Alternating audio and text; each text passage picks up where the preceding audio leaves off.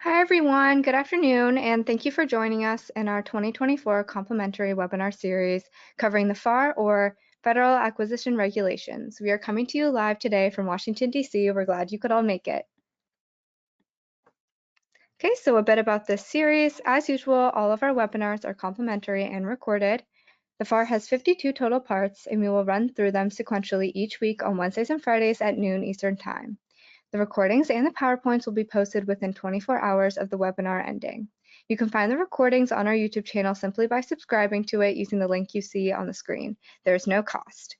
You can find the PowerPoint on the SlideShare site using your LinkedIn credentials to log in, and again, there's no cost for that. We also offer sponsorship opportunities, and if you're interested, please send us an email to hello@jenniferschaus.com. Now for how to sign up for the series. Unfortunately, there's no bulk registration. You must register individually for each webinar. If you go to the Jennifer Schaus website, navigate to the section called the FAR, and you'll find the individual registration links. Also, the recording links will be posted here upon the completion of each webinar. Please note that we covered the FAR in 2020, so if you're eager to get a jump start, please find these historical recordings on our site. Navigate to the Webinars tab and scroll down to the section, the FAR 2020.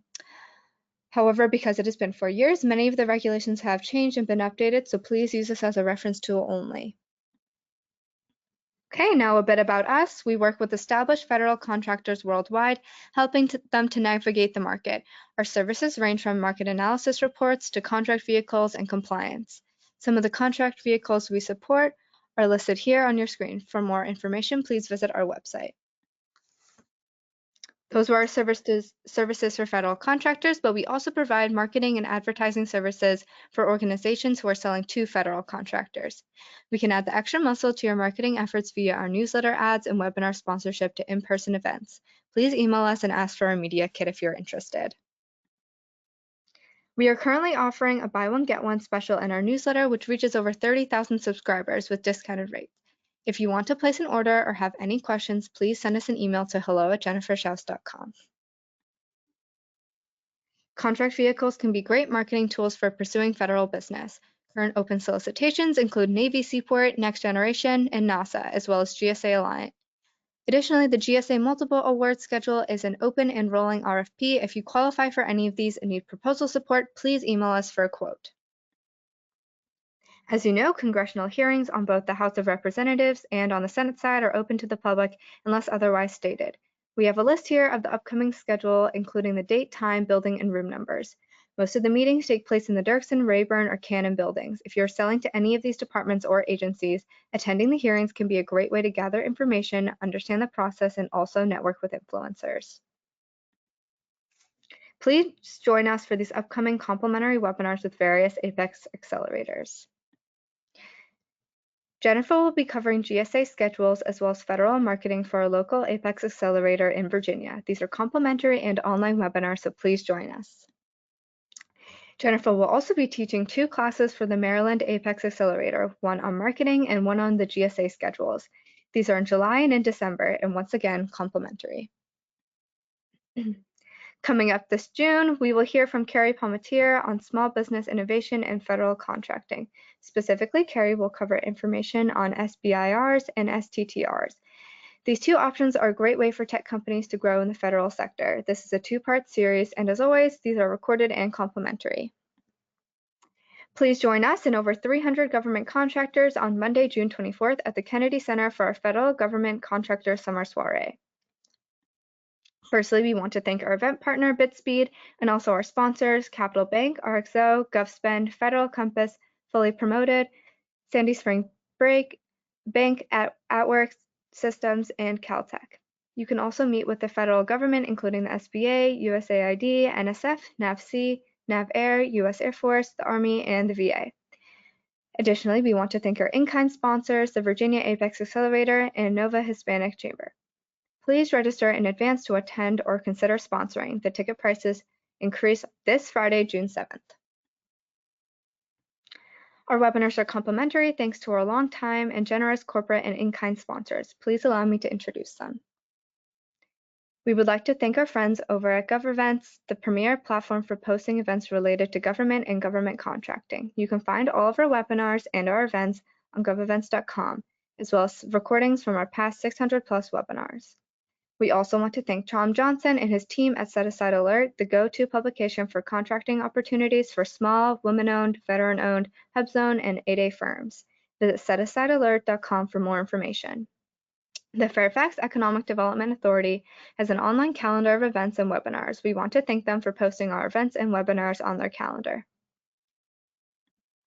The Virginia Apex Accelerator at George Mason University offers free one-on-one counseling to established government contracting firms in Virginia on federal, state, and local procurement topics. If you are interested in learning more, please use the links provided to explore their services, review homework recommendations, register for live training, and find useful links to agencies and other self-directed learning.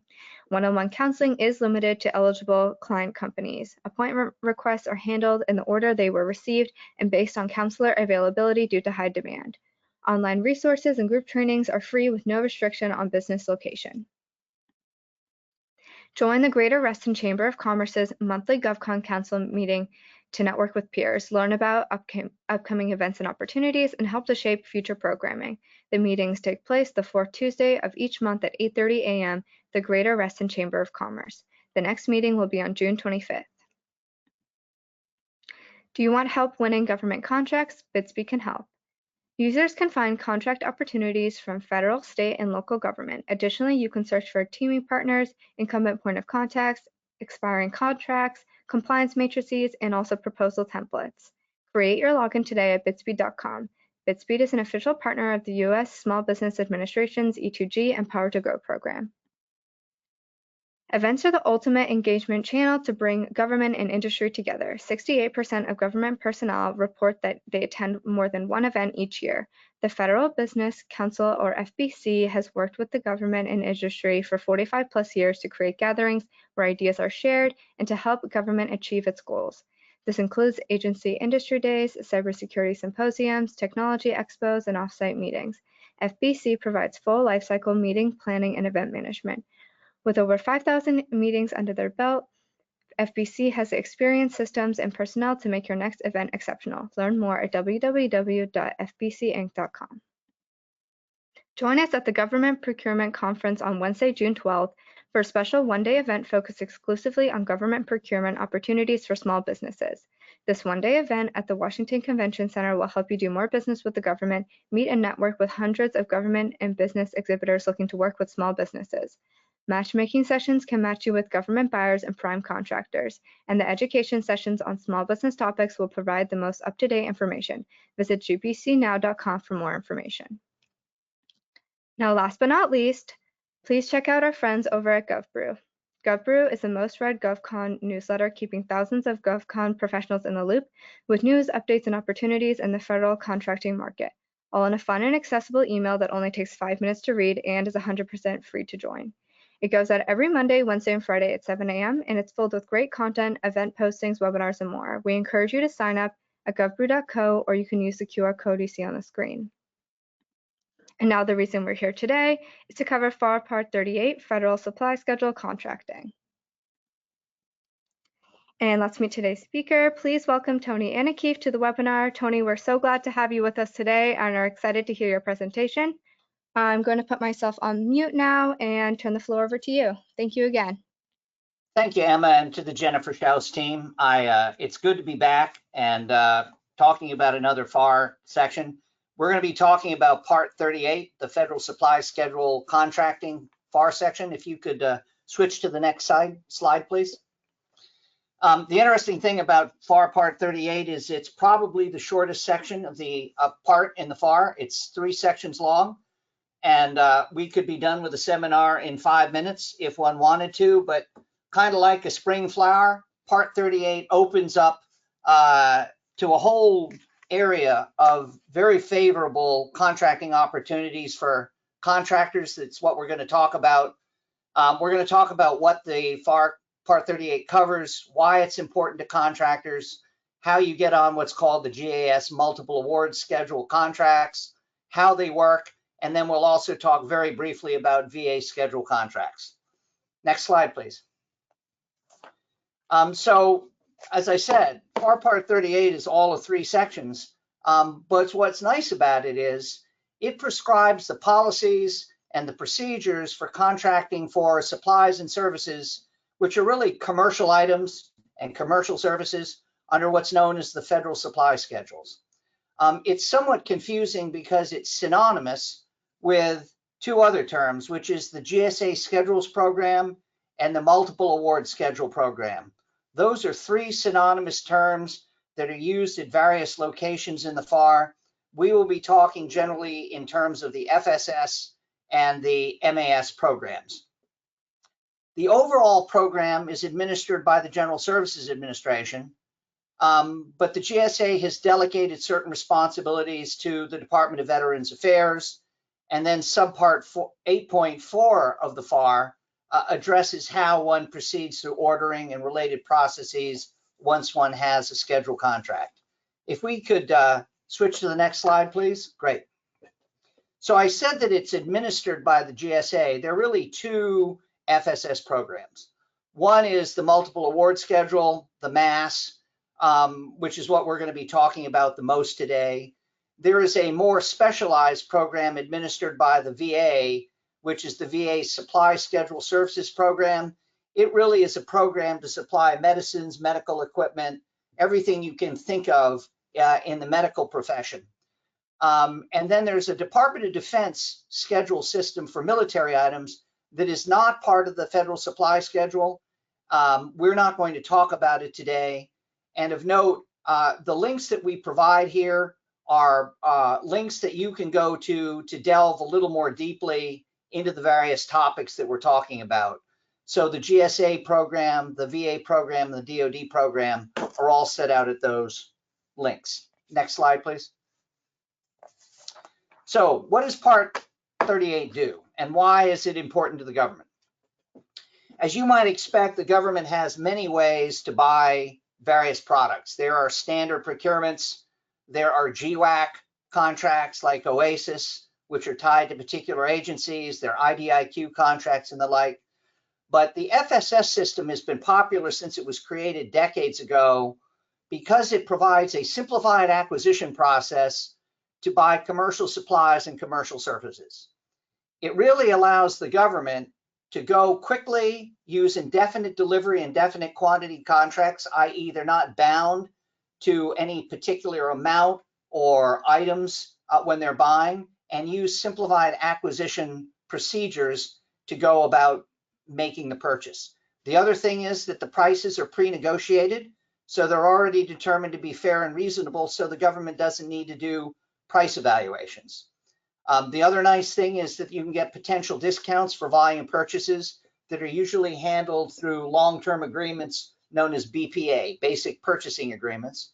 And the nice thing is, depending on the offeror, the government can buy from persons who are able to deliver not just in the 48 contiguous states and the DC, but Alaska, Hawaii, and overseas.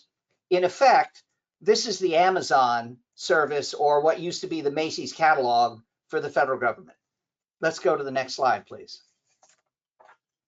The other thing from starting to look at the contractor's perspective is, why is this useful?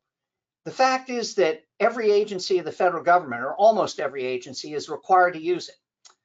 Those that aren't required to use it are allowed to use it. But more importantly, if there's some of you that sell to state and local governments, the GSA schedule contracts can be used by state and local government entities to buy different products. Agencies that buy IT, security, and law enforcement all can use those schedules. And then there are other situations, mostly involving disasters or public health emergencies, open up the GSA schedules to various state and local personnel. Let's go to the next page, please. So why is all of this important to contractors? So in essence, it allows you to set up the potential to close deals with government agencies much faster than you can using traditional RFP, bid, evaluation, negotiation, and closing of deal. It's a streamlined acquisition process where you pre-negotiate your prices. They're deemed fair and reasonable, and it allows the government in certain instances simply to place an order with you, or to limit the competition to 3 other similarly situated schedule holders, or a small group. So in theory, you can, as you do your marketing with agencies, if you're sitting down with a government agency and they express interest in what you do, you can tell them about your schedule. They can go look it up online, and you can close a deal in short order. That's the internet access to market via GSA Advantage and GSA eBuy, which we're going to talk about in a minute. The other nice thing is once you have a GSA schedule, it's a 5-year contract with 3 5-year options. And during those periods of time, you're able to update the schedules that you have, the products and services that you offer, and update your pricing as you go along. The fee for participating is 0.75%. It's built into the pricing, so it's not something that you need to worry about. It's just something that the agency pays as part of its pricing to you.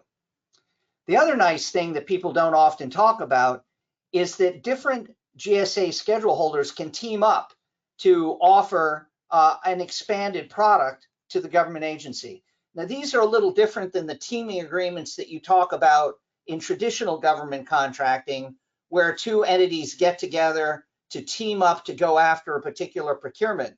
Here, 2 entities will team up to offer an expanded product to the government, and both actually operate as prime contractors, with one of the contractors being the administrator. But it is a great way for 2 people, 2 entities, to supply a broader product to the government. One might be a logistics supplier, one might be a chemical supplier. So you put together your 2 teams and you offer something. The other thing that it offers is potential basic purchasing agreements. If you have a situation where you realize with an agency, or an agency realizes it's going to have ongoing needs for your products or services, the agency can enter into a BPA with you. And what you do is you negotiate a separate agreement, usually with a discounted price, but it cuts through even more red tape so that the ordering process becomes even more facilitated. Let's go on to the next slide, please.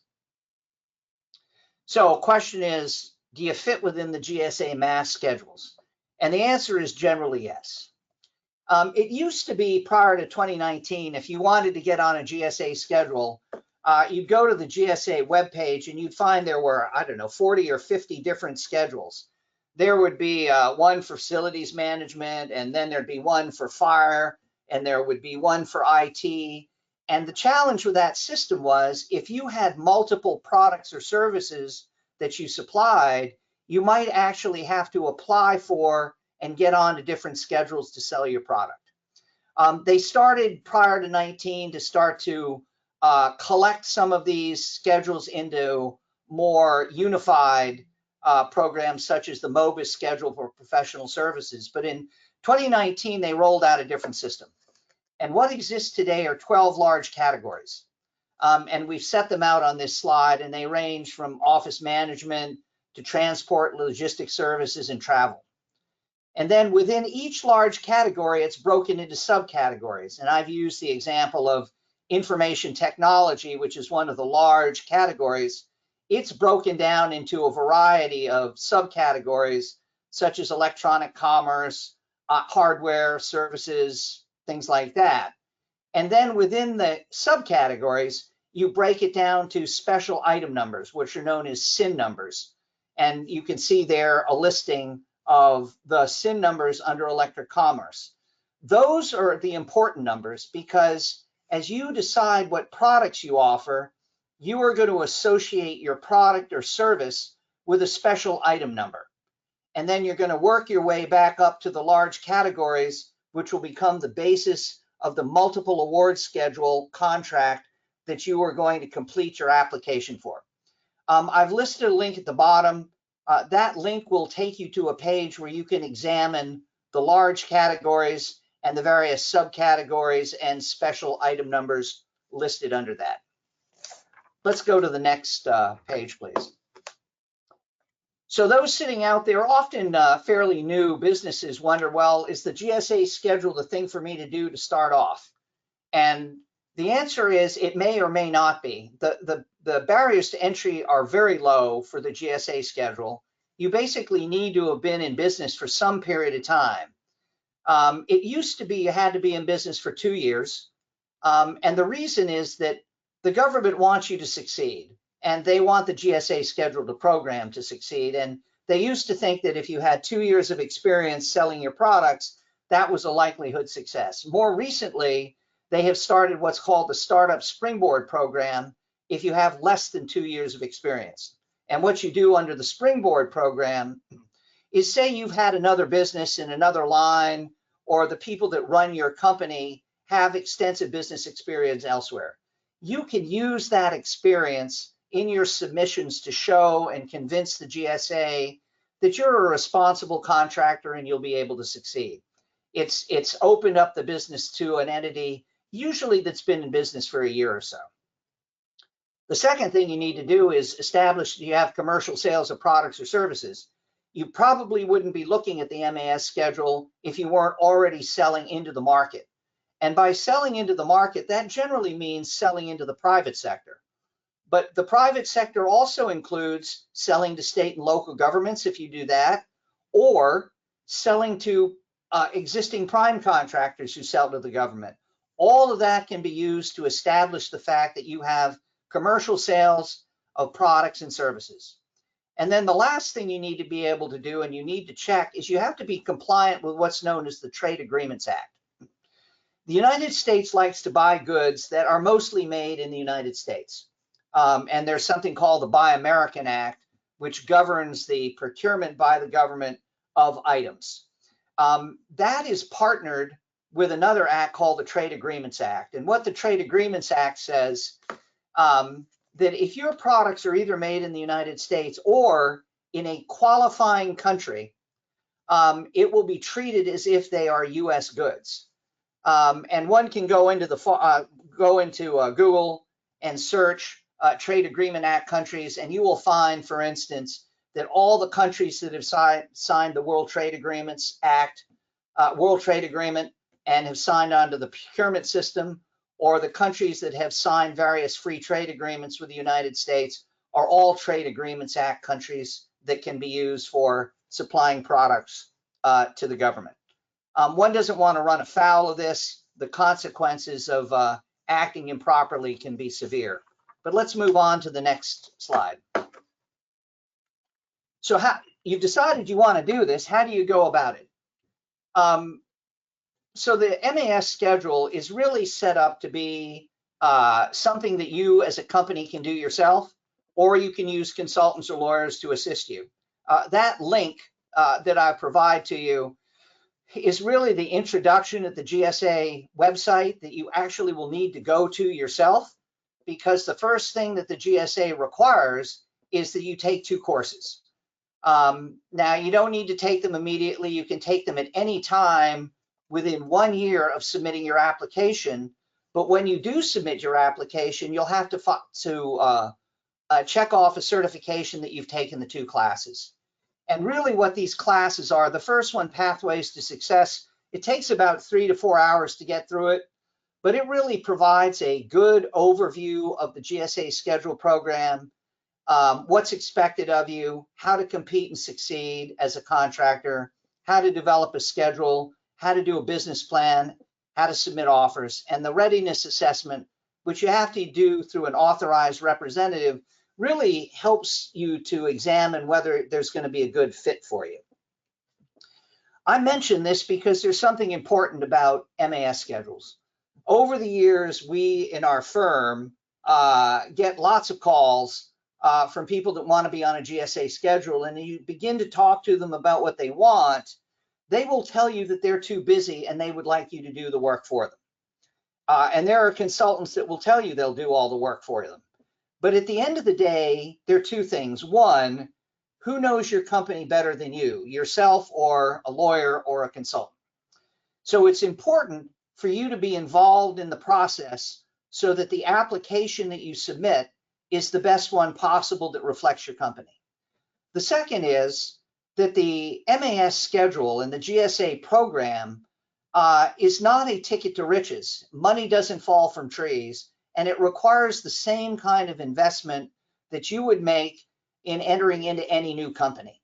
And we have advised companies over the years that if you're unwilling to make the investment of time to go through the GSA application process, you should seriously question whether you are going to have the time to market the products you need and the services you need to the various agencies to succeed.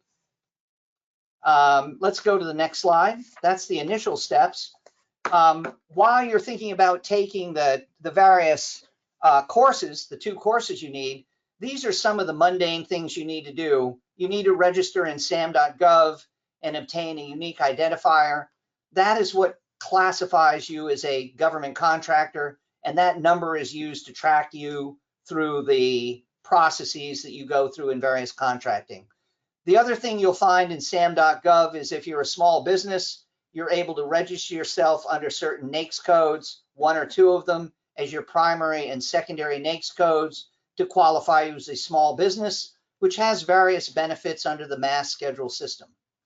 The second and probably most important thing is you have to download the mass schedule solicitation that fits your product. Again, you go to the large category and you work your way down to the SIN and you download it. That solicitation is going to have, excuse me, all the information you're going to need to supply to the government in order to submit your application. And I will note there are 2 things you need to do. One, make sure that you're downloading the correct schedule because they vary from category to category and by SIN by SIN. So it's important to do that. The other is you need to use the most current version of the solicitation that exists. The solicitations are updated periodically, and people occasionally have found that they start to complete the process under one solicitation, and then it flips to a new one, and they find out that they haven't complied with some of the new requirements. So make sure that before you submit your application that you've got the most recent one. The other thing you do is register an e-offer. It used to be everything was done in paper. You submit by email, and those of us that are lawyers and consultants could actively assist you in that process. Today, it's all done electronically, so those of us that are helping you tend to do things in draft and then you upload them. Next page, please. So how do you get on the GSA schedule? There are 3 aspects to the offer. There's an administrative, technical, and pricing, and we're going to go over each of them.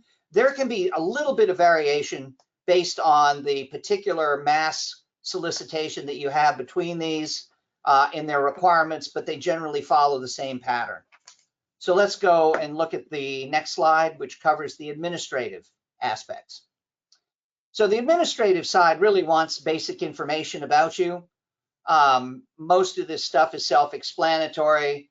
The one thing I want to point out here is the agent authorization letter.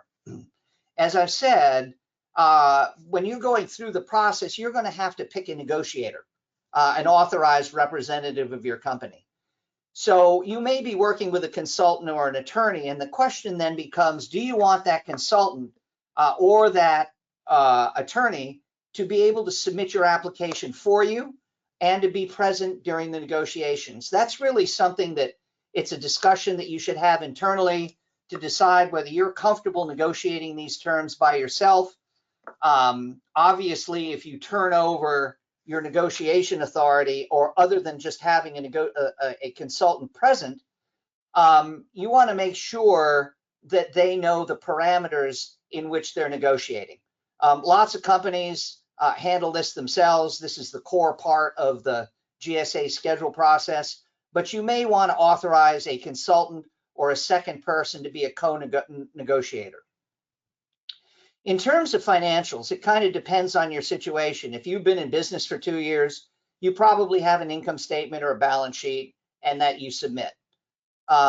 If you have been in business less than 2 years or you don't have those documents, you're allowed to submit alternative types of documents under the Springboard program, which we've talked about.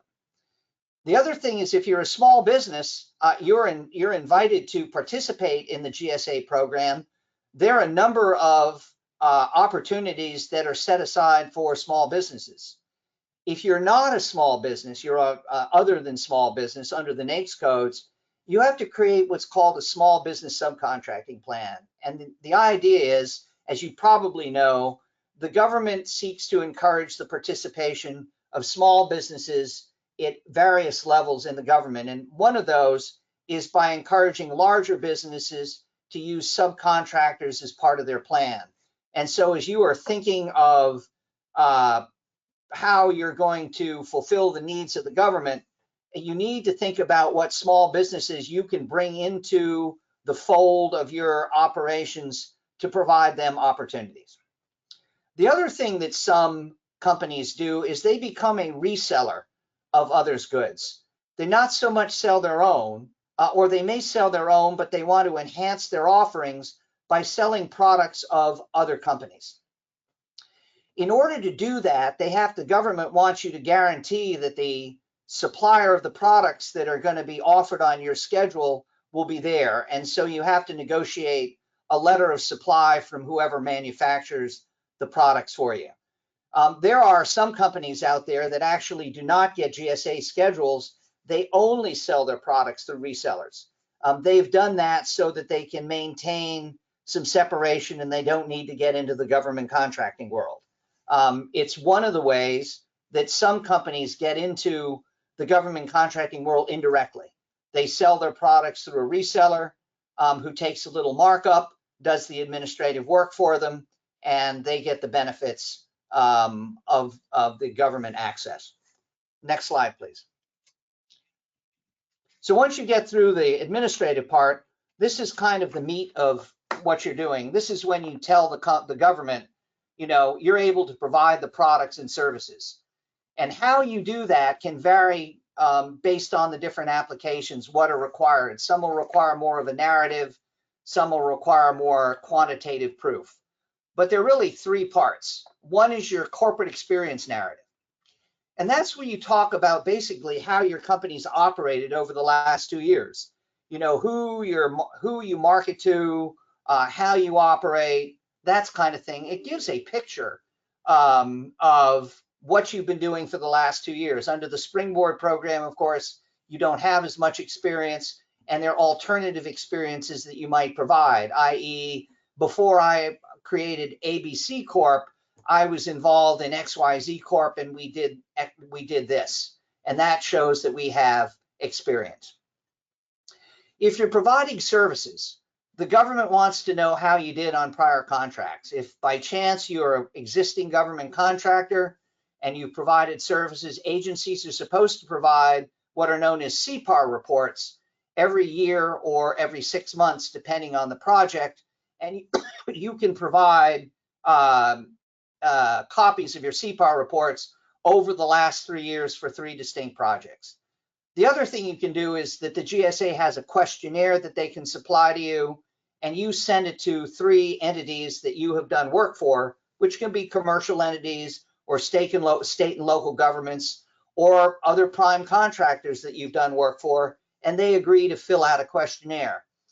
One pitfall that companies occasionally fall is you probably want to pre-vet those questionnaires with the companies you're going to ask to be your references. Occasionally they don't get sent back in, and that creates a little problem. The last thing you need to do in the technical section is you need to provide relevant project experience. And what the government's doing there is they want you to describe 3 relevant projects that you've done in the last few years.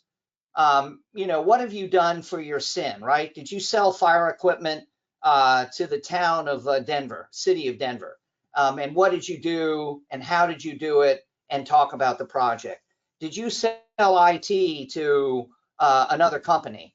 Things like that. And you do that for either 3 projects. In some instance, you might find if you're a company that has multiple SIN items and you did all sorts of things, you're a company that supplies water treatment products, you might fit into several categories. You can use that one project to describe multiple SINs, i.e. software products and hardware products, but you need to provide separate descriptions for each one. And this gives the government the assurance that you're able to do what you say you do in terms of delivering products and services. Let's go to the next slide, please. All right, this is really, I said that the technical was the meat of the section. That's really the substantive part, but this is the key part. It's your pricing section.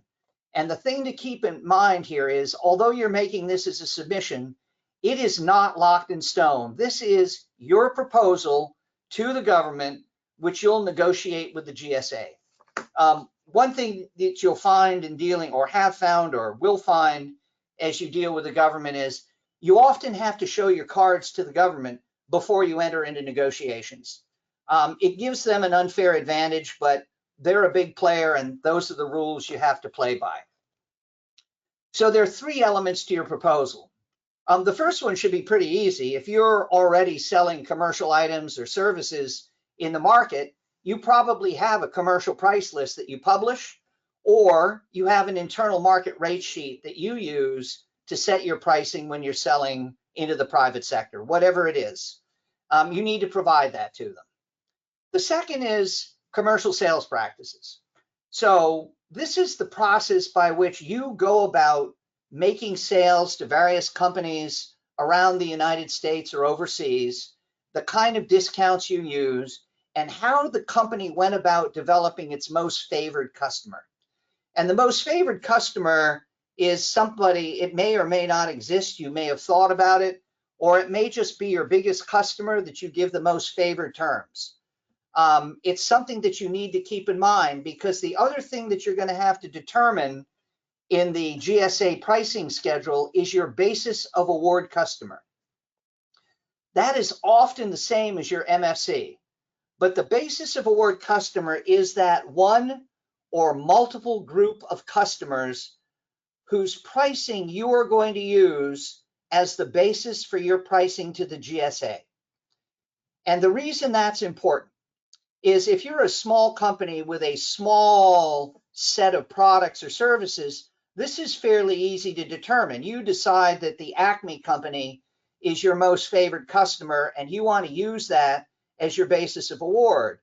What you need to be careful about, and what the GSA is monitoring, is what kind of discounts do you give to your most favored customer, because the GSA is going to want the same type of discounts. The other thing that you need to be careful about in this regard is that over time, you need to educate your sales force, or your salesperson, if it's but one soul, is that they need to be careful about providing discounts going forward after you have your GSA schedule in place. And the reason is this, is the government expects you to match any future discounts to your basis of award customer, match them with the GSA. So if you allow your salesperson to go off and give a new discount to your MFC or your basis of award customer, the GSA will expect that same discount. And the way that's often enforced is, we'll talk about it in a little bit, is the GSA has audit rights up to 3 years after your contract. And if they find that you have not passed on a discount to your GSA customers, they retroactively can go back and reduce your pricing. So this obviously becomes a little more complicated the larger your company, the larger your sales force becomes, because what you got to be careful is one of your salespersons going off and giving Uncle Joe a 20% discount and finding the GSA requiring you to pass it along. The fortunate thing about this, and the process you can use, is it doesn't bar you from future discounts in all situations. You can grant a discount, but you have to be able to justify it as having unique circumstances. For example, a customer decides to give you a 10-year contract, or a customer decides to release you from certain warranty obligations or delivery obligations, and based on that, you grant them a discount. And then you present that to the GSA as an explanation of why you gave a unique discount to a customer and you're not passing it on to the GSA. I've noted that this customer sales practice is not required if you're entering into what's known as the transactional data reporting system. We'll just talk about this briefly. It is a pilot program within GSA that allows you to agree to report all of your sales on a monthly basis on an ongoing basis. The government therefore monitors everything you're doing month by month instead of quarterly, and it monitors how you adjust prices going forward on more closely than otherwise, and it releases you from some of the commercial sales practices obligations that you have. It's a little bit complicated. It's not open to all sins, and if you have an opportunity to participate, it's something that you need to conduct a sort of a trade-off, whether the additional burden of transactional reporting is worth the benefits that you get from not having to report commercial sales practices. The final thing you need to provide is a price proposal list. And really what this is a chart, and you put all of your information onto it. What the product that you're offering, the SIN code, any warranty or discount terms, the discounts that you give to your MFC customer, and your proposed discounts to the GSA, along with volume discounts and anything else. That becomes the sheet that the GSA will use when it comes around to negotiating with you. Next slide, please. So you pull all that together, you work with a consultant if you are, you put it in, and you put it in through eOffer. About a week after you put it in an eOffer, you'll get a welcome letter from the GSA thanking you and telling you that you will be assigned to a contracting officer. And over the next month, the contracting officer will go over most of your proposal and raise clarifications that they have questions about. And then later on, we'll get to negotiations. Clarifications requested by GSA are something you need to deal with at the highest level of priority. When you get a clarification request, you need to respond to it promptly. They will usually tell you how quickly you do. If you fail to do so, you will drop to the bottom of the line. And the other thing that's important is you really want to spend time on getting your proposal as close to perfect as you can the first time. Errors are going to cause delay through clarifications. If they're significant, your proposal will be rejected and you have to start all over again. So dealing with the clarification requests, whatever they are, and most proposals generate at least one or two, so you want to take care of that quickly. Once you go through that process, you will be contacted by the contracting officer from GSA who will seek to negotiate your prices. And if you think about it, the role of the GSA contracting officer is to secure the greatest discounts and favorable terms that he or she can for the government. I said at the beginning, this is a negotiation. You do not need to give discounts to the GSA. You do not need to give discounts greater than to your most favored customer to the GSA. But it'll be a back and forth process that the GSA will seek to get the best deal that they can, and eventually you'll come to terms. What you need to keep in mind is that this is not a 1 month process. It takes several months. There are a lot of companies seeking GSA schedules. They are handled by different GSA offices around the country, and it's a multi-month process that you have to just sit through, but it gets to the end once you get through the negotiations. And let's go to the next slide. And eventually what you'll get is a final proposal revision, which is your quote official contract. You need to keep that because that's your core document. That's the agreement that you made with the government. And it's really when you start your work. I said at the outset that the GSA schedule is not a ticket to money falling from heaven. It is the Amazon of federal contracting. This is when you really begin to have to do your sales work. You're going to have to publish a price list, your authorized schedule price list that contains all your terms. You have to publish it on what's known as GSA Advantage, and that's the Amazon for the government. You also have to provide a copy to GSA, which distributes it to various agencies around the government. But, you know, if you just sit and wait, an order may or may not come. But it's really your opportunity now to go out and meet agencies at through whatever means you can, through conferences, reaching out, and the like, to take advantage of the benefit that you now have by having a GSA scheduled contract.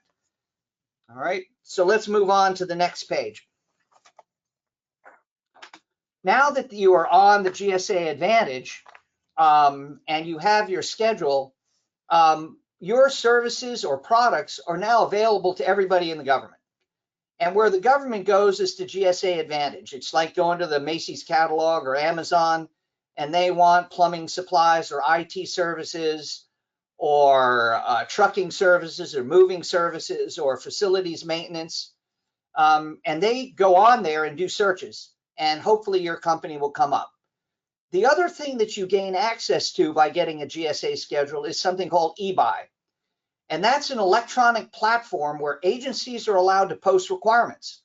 So rather than just going and doing their own search, they will post requirements that they want you to move offices, or they want you to pick up scrap metal, or they want you to supply water to various agencies. And they can obtain quotes and issue orders through eBuy. So it all is electronic. It's highly efficient. And that's sort of the ticket to success here. But it still requires you to go out and actively market. Now, once one has a schedule, this is how agencies can order.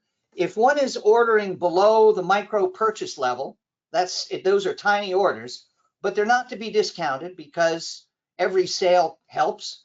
You might find a base or a local office that's buying something. Micro purchase is $10,000. They can simply place an order with your company, bang, and you close a deal. If it's below the simplified acquisition level, which is $250,000, the agency simply needs to send an RFQ to at least 3 schedule holders, so your company and 2 others. There's a roofing company in Washington that always says, get 3 offers, but make sure one of your offers is from us. So you always want to be one of the 3 schedule holders that they send offers to. That you get by marketing. And what the RFQ looks like depends on what they're buying. If they're buying a product, it can be fairly simple. If they're buying services, they may need to provide you a statement of work. Some of those details are set forth in subpart 8.4 of the FAR, but the key is they only need to send them to 3 holders, and that can get you up to a $250,000 sale. For larger purchases over $250,000, the RFQ has to go on eBuy, which means it's available to any of the potential schedule holders. And then alternatively, they can distribute it to as many schedule holders as practicable. So that's really more of a competition. They have an evaluation process, but the nice thing about the evaluation process is prices are no longer at issue. The prices are all deemed competitive.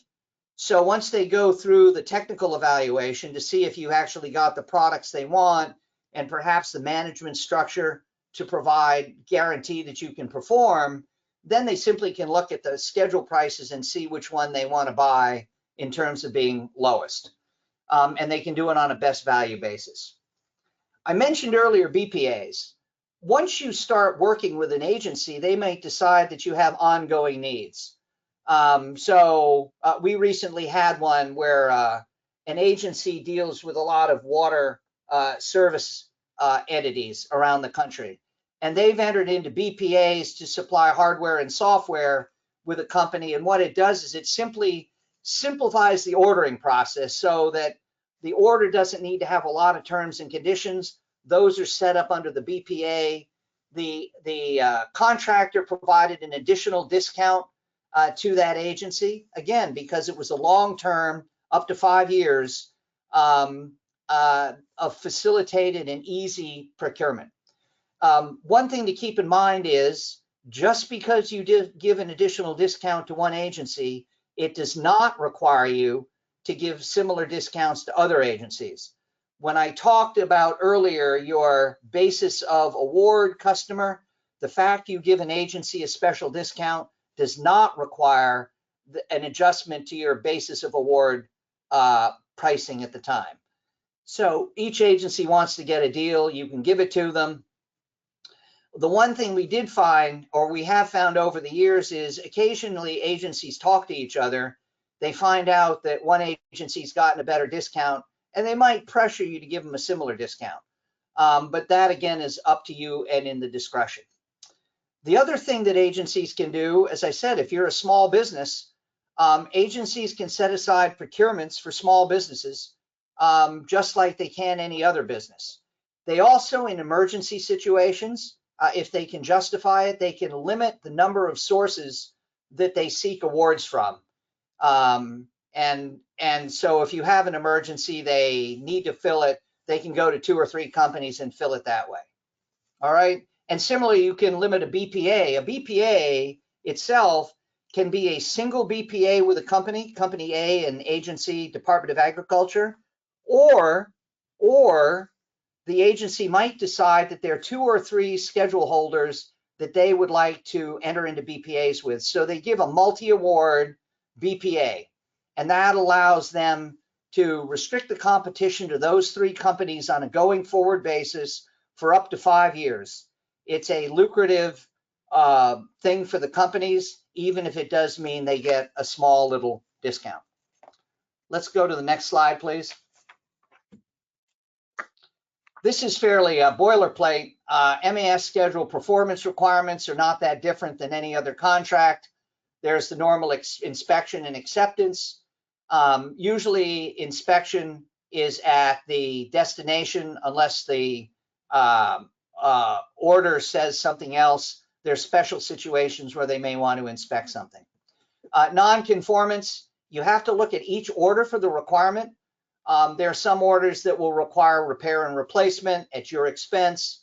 The other things that the government can do is they could extend the delivery order. They could request a discount pricing. If you fail egregiously, it can lead to termination of your order. The termination rights of the government under an order exist just like they do in any other contract.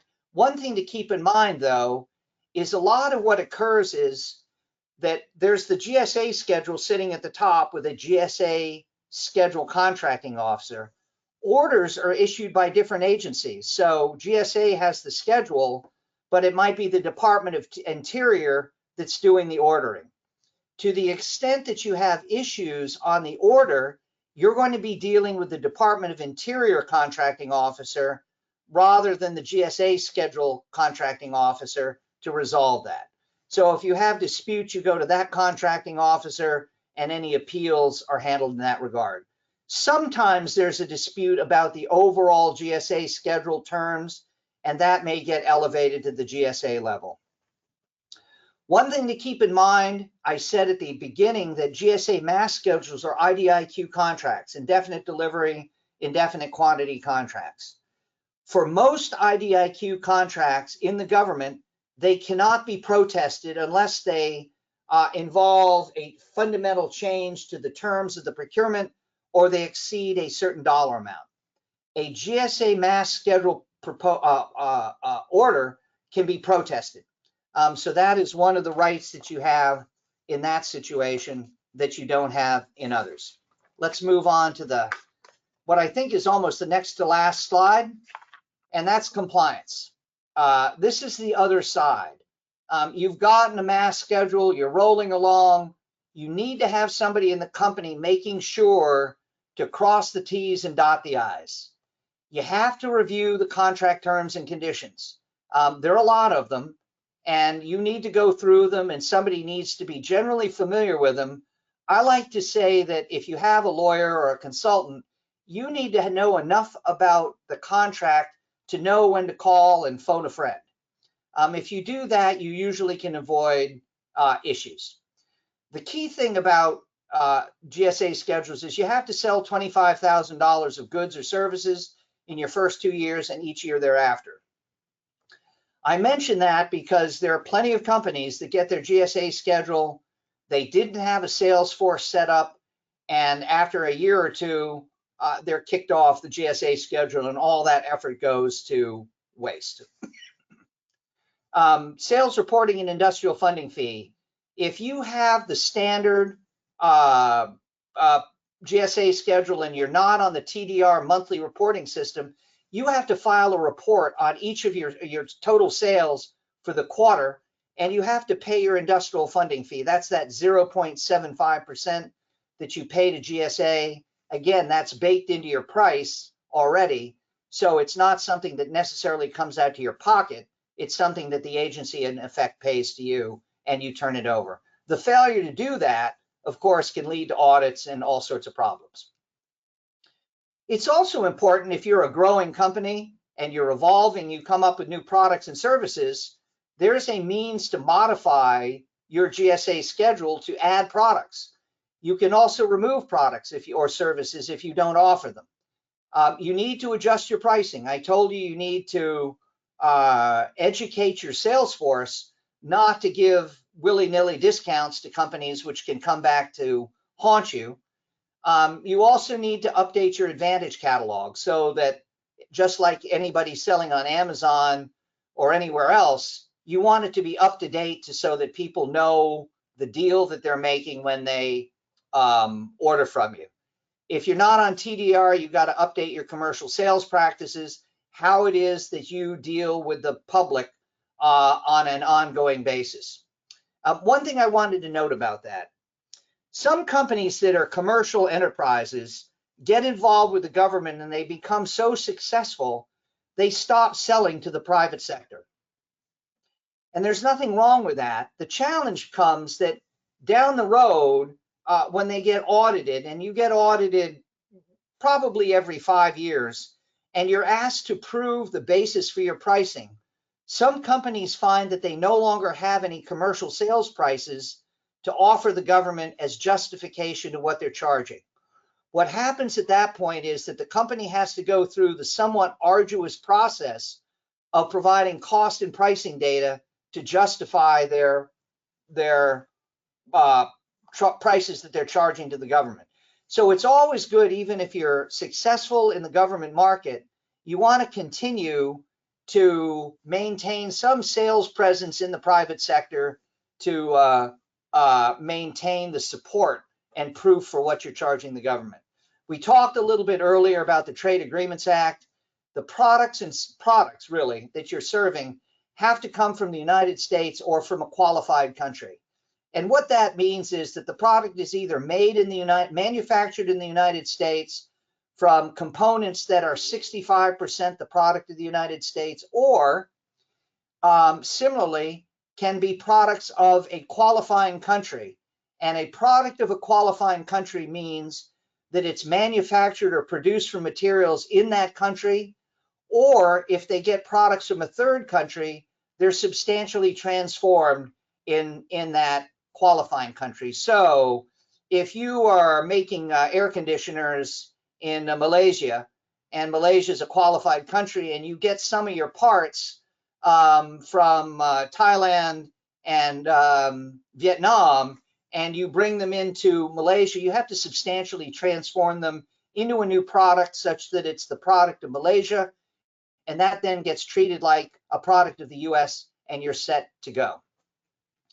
If you're offering services, you have to make sure that the people, the qualifications, the persons you're offering match up with the labor categories. Again, if you don't, the government may seek a refund of the pricing. You've got to update your SAM annual registration, and you've got to do your subcontracting reports, which shows what is the work that you are providing to various subcontractors. Let's go to the next slide, please. So I've provided you a kind of a roadmap that I hope is useful for the GAS schedule. The VA operates 9 multiple award schedule programs for equipment and pharmaceuticals and various products. I've given you the link there. The process that the VA uses is essentially the same as the GSA mass schedule. If you are in that industry and you're selling products, it's something that you can go to. All of the things that I have mentioned about the MASS program at GSA work in a similar fashion, and companies that are on that tell me that it's a highly successful program. If you want to see if it's right for your company, I've provided you a link that gives you the details and will walk you through the general process. Next slide, please. I want to thank you for attending. I didn't say much about my firm. I head our government contracts practice. Williams Mullen is based along the East Coast from Washington, South Carolina. In the government contracts group, we advise small, medium, and large companies in really 3 areas. We help folks get into the business and grow their business. We preserve the assets that they have through bid protests and claims. And at the back end, when the government comes a-calling and they get in trouble, we like to help them get their operations back on track and back to making money. I thank you for the time that you spent with me today. Feel free to reach out with any questions that you may have, and I wish you a pleasant week. Thank you. Thank you, Tony, for a great presentation, and thank you again to everyone who joined us. As mentioned, you can always catch the recording on our YouTube channel within 24 hours and find over 600 webinars on government contracting there. That's it for today's presentation. Thank you again, Tony, and everyone who joined us, and we hope to see you this Friday for part 39.